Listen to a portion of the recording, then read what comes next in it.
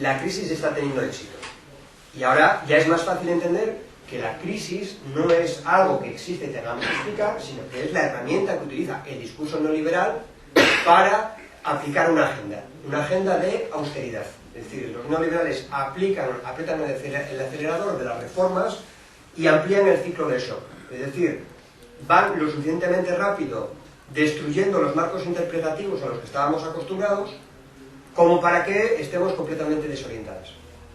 En eso consiste las políticas del shock.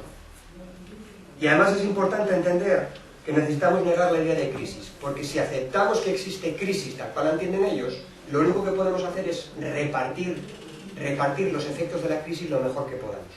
El gobierno francés acuñó el término la solidaridad en austeridad.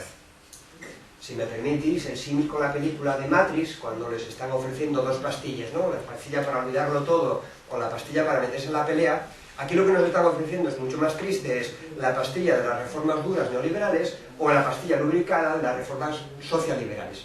Si aceptamos esa dicotomía, significa que ya nos estamos tomando una de ellas, que es la del discurso dominante, la del discurso neoliberal, que luego genera una ficción de que en el fondo podemos escoger el ritmo. Pues no es posible.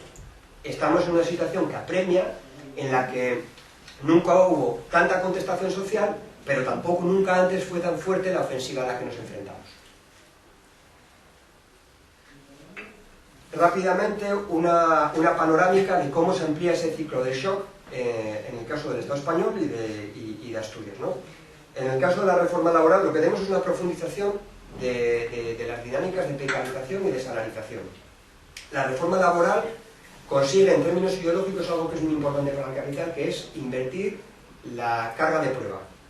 Hasta este momento, el empresario tenía que justificar de alguna manera por qué despedía a la gente. Ahora le toca a la trabajadora y al trabajador justificar por qué es rentable. Esta es la primera, más allá de indemnizaciones, más allá de tiempos. Esta es la batalla ideológica que nos ponen por delante cuando hablamos de reforma laboral.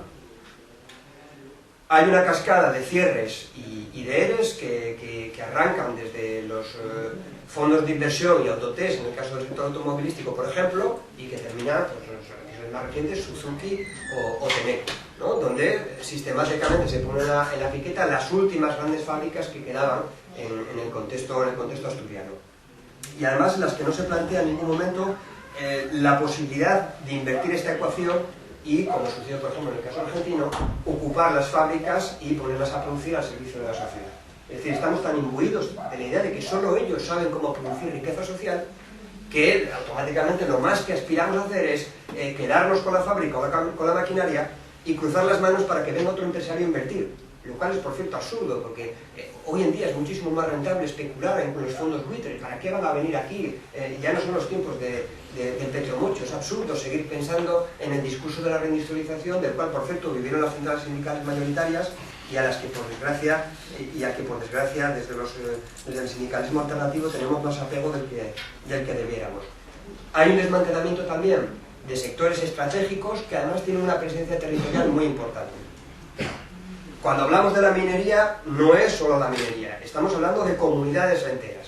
Y además, en ocasiones, cometemos el error de tratar de defender determinados modelos productivos en vez de pensar cómo defender la comunidad en la cual se inserta esa producción, ¿no? Estamos hablando de la minería, pero también podemos pensar en la fábrica de armas y de Trubia, en el Duro Felguera.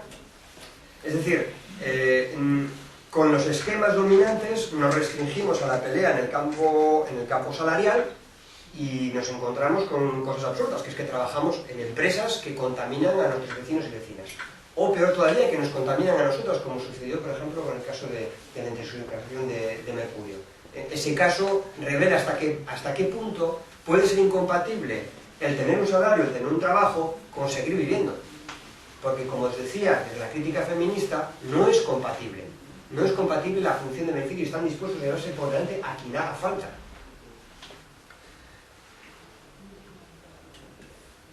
Lo que acabo de describir, que sirve para sectores fordistas, de la fábrica que conocíamos de toda la vida,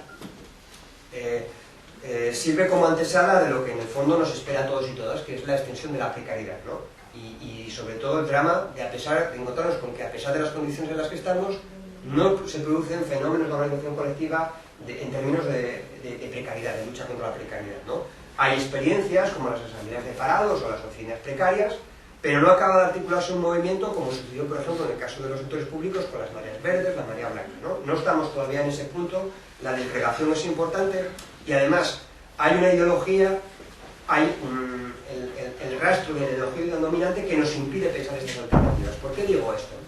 Porque si lo único que se nos ocurre decir es que la única manera de tener una vida digna es tener un trabajo digno, lo que estamos haciendo es echar gasolina al fuego creado por un desempleo rampante.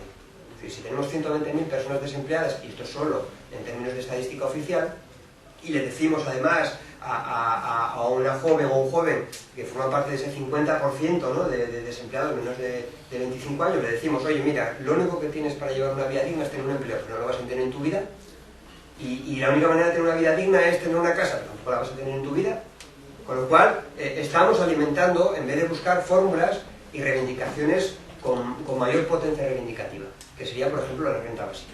Mientras estemos atrapados en la reivindicación de la forma salarial como la única manera de acceder a nuestros derechos, estamos perdidos. Porque si la única manera de tener una pensión digna o acceder al servicio sanitario es haber cotizado, haber trabajado para un explotador, la mayor parte de nosotros, lógicamente, ni accederemos a los servicios básicos, ni por supuesto tendremos una pensión.